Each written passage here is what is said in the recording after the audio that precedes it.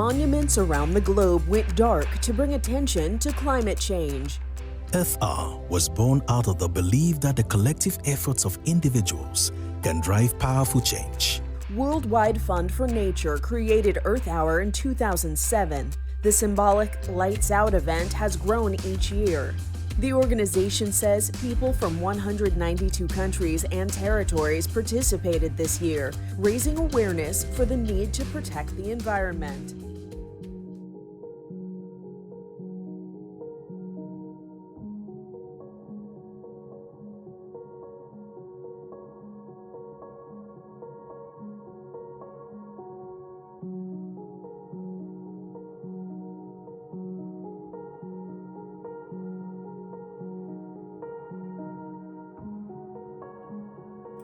Most of us believe that the endless wave of lockdowns is behind us, but I don't believe it.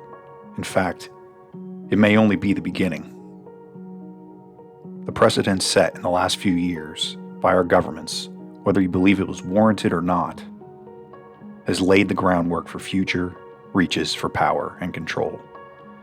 This time, using climate as an excuse. This shutting off of power, this Earth Hour, where they turn these buildings' lights off, started back in the mid-2000s, but it's grown, as they said, every year. And now it's almost 200 countries that are involved with this. It's slowly starting to change the thinking of regular people. And I fear that one day soon we'll be at the point where most will agree and help vote in legislation to shut things down entirely in the name of climate, like the virus lockdowns. Don't believe me? Just listen for yourself. They're telling us now, every day, what their plans are, right in front of our faces. If you think the forces propping up Biden aren't thinking about declaring a climate emergency in some form during his first term, you haven't been paying close attention. A report released yesterday by the International Energy Agency gave us a sneak preview of what might be coming. And of course, the lockdowns gave them the perfect roadmap for how to exert control over the population. Don't take my word for it, they admit this. The COVID crisis demonstrated that people can make behavioral changes at significant speed and scale if they understand the changes to be justified. If there is a silver lining to this crisis, it's visible in the skies above China. All of this inaction, while causing so many humans problems, has actually proven to be quite good for Mother Earth.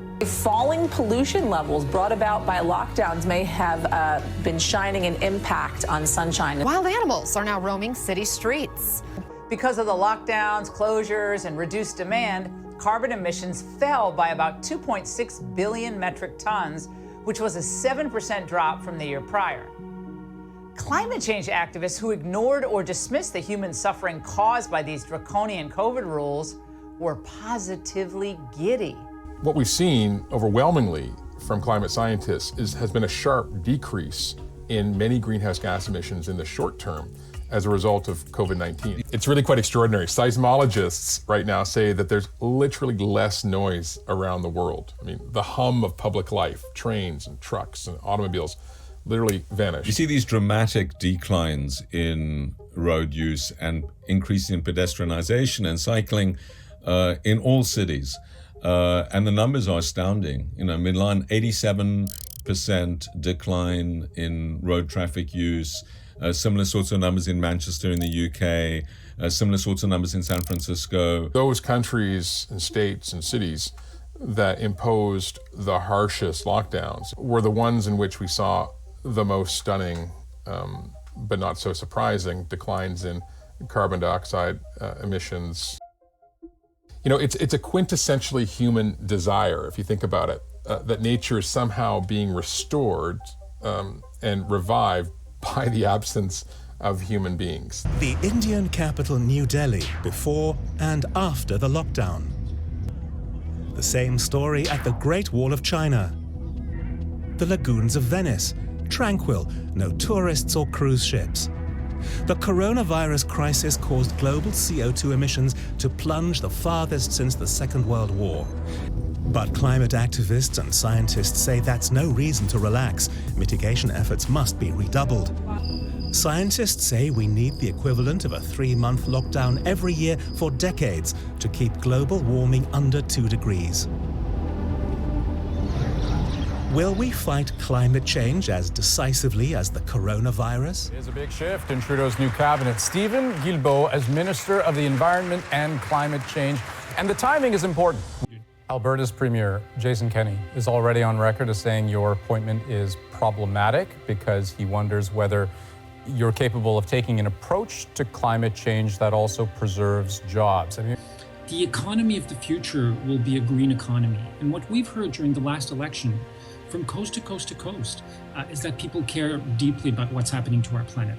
The new mayor of Calgary, one of the first order of business will be to declare a climate emergency. So it's not just in Quebec, it's not just in British Columbia, but throughout the country, people are very concerned and they're demanding that their governments, and certainly including the federal government, do more in the fight against climate change. But we need to do this. Interrupting all your conversations, but I think you were warned that this might happen. The global health emergency has shown us what a truly borderless crisis looks like. And of course, we did not fully see COVID coming, yet climate change and biodiversity loss represent a borderless crisis, the solutions to which have been argued about and postponed for far too long. While of course, the scale of the challenge is clearly immense, and the window of opportunity to tackle it is closing extremely fast. We, business leaders working through my Sustainable Markets initiative over the past 16 months, have helped us develop the Terra Carta, a roadmap, if you like, offering practical steps on where we need to go, and crucially, how to get there. Today, I'm pleased to announce a team that will lead my administration's ambitious plan to address the existential threat of our time, climate change. Folks, we're in a crisis. Just like we need to be a unified nation in response to COVID-19, we need a unified national response to climate change. And from this crisis, from these crises, I should say, we need to seize the opportunity to build back and build back better than we were before. A unified national response. It's involuntary, that's the one thing we know. What does it mean? Well, we're learning that a World Health Organization staffer has written a report saying that a climate lockdown could be called for. Just like a COVID lockdown, a climate lockdown. And then they started saying, we need to follow this. If we can shut down for a virus, we can shut down for climate. And that's what we're seeing. There's even academics in Australia proposing adding climate change to death certificates. And Bill Gates has said the death toll will be greater. So they're following every step of the way. And it's not just, a professor here or someone in academia. We have a major UK report coming out. We have an international agency report that came out calling for essentially the same type of lockdowns. Everything from restrictions on your thermostat to restrictions of moving. You can only fly in a climate emergency when it's, quote, morally justifiable. Kind of like a lockdown, you have to justify going to the store for essential services. They're going after freedom of movement. They're going after private car ownership. They're going after everything it means to be a free person and turning it over to the administrative state. CO2 budget for every man, woman, and child on the planet has been proposed by a German climate advisor. This is what we're looking at. I talked to a German who talked about East Germany. You used to have these kind of restrictions in East Germany before you could leave the country. But we're talking about proposing these now on Americans within the country. And the end goal is the same. They want more of your money and your freedom. And if they have to take extreme measures to accomplish this, oh, they will. There are a lot of ways for the left to effectively lock you down, like through gasoline shortages, skyrocketing fuel prices, phase-outs of gas-powered cars, just to name a few. In fact, the IEAE's bucket list of climate controls includes carbon taxes, fuel taxes, limiting air travel, reducing speed limits, phasing out gas-powered cars, and many more agenda items. It's undeniable that the lockdowns caused a lot of anguish and suffering in the last few years. But the people that run this world seem to be more preoccupied with lowering emissions and reducing our carbon footprint. Another thing that occurs to me is that if this green climate push agenda doesn't go through, could they create more medical lockdowns? I have a feeling that the plan for the next decade is to oscillate back and forth between these agendas of viral outbreaks and green climate agendas and lockdowns associated with that. Now that the fear of the virus and the fear of warmongers has faded, could they be preparing to ramp up the fear of a new variant? It seems they're already laying the groundwork. Right now, the Omicron stealth variant, now the dominant COVID-19 strain in the United States. That is according to new CDC projections. While the strain is more contagious, cases remain low right now here in Georgia. As of tonight, the federal government is allowing people 50 and older to get a second Pfizer or Moderna booster.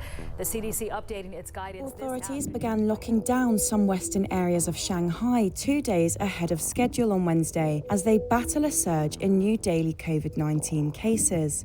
Long lines of people queued up for COVID-19 tests. However, Shanghai, home to 26 million people, reported a record 5,656 asymptomatic cases and 326 symptomatic cases for Tuesday, surging by a third from the previous day. A similar lockdown will be imposed in the western side of the city from the 1st of April.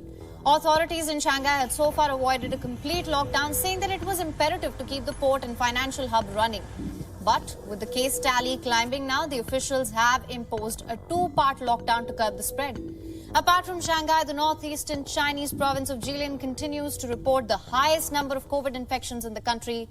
The province has been facing a complete lockdown for days now, with more and more makeshift hospitals being erected to spread the curve.